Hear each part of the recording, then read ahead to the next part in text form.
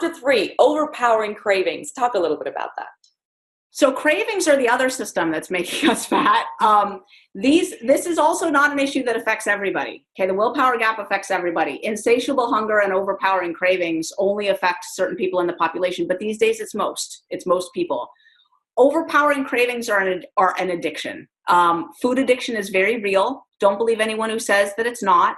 I can explain some other time the difference in the field of why some people still don't believe in food addiction. But I will tell you, if you look at who they are, I promise you their background is not in neuroscience or addiction science. Their background is in counseling or something else. Because everyone who's looked at the brain scans knows that food addiction is real. It's super clear. There's an area of the brain, it's like this little circuit that includes the nucleus accumbens and the ventral tegmental area, a little bit of the prefrontal cortex, some other areas. And it's the addiction reward motivation circuit, okay?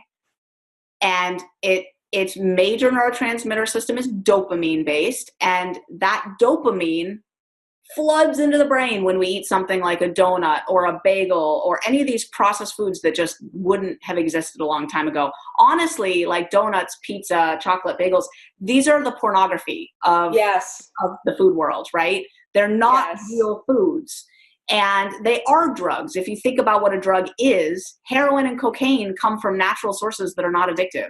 Coca leaves and poppy plants are not addictive. You can eat them all day long and be fine. But when you take the inner essence and you refine and purify it into a fine white powder, you've taken a plant, you've turned it into a drug.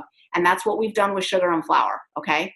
Doesn't have to be a white powder. It can be any color, as shown by both whole wheat flour and heroin. The issue is not gluten. The issue is the processing, okay?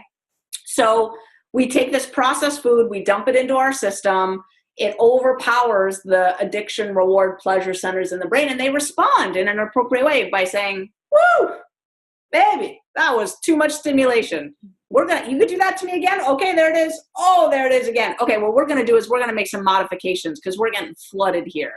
And what we're going to do is we're just going to trim the dopamine receptors a little bit. We're going to make them less numerous, less responsive. We're just going to like literally cleave off the ends of the dopamine receptors. So we just have fewer around here.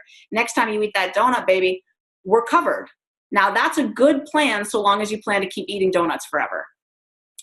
You decide to cut back on donuts and now you don't have enough baseline dopamine to feel normal, to feel okay. You get itchy, you get irritable, you start to feel desperate, bleak, not okay. You don't even know why, but you need something now. And not to get high, to get normal. Yeah. This is something, take it from an addict. Yeah. This is something people misunderstand. The addict's not using to get high. The addict is using to get normal. So it's hard to describe the feeling, but it's this like itchy, desperate anxiety. It's like this anxious feeling. Yeah. Yeah, and you got to go get your fix. So that's overpowering cravings. The good news is it's sugar and flour that are causing it. You cut out sugar and flour with the Bright Line eating system or any other system, frankly, and the dopamine receptors heal. We know that. So there is hope. There is a solution.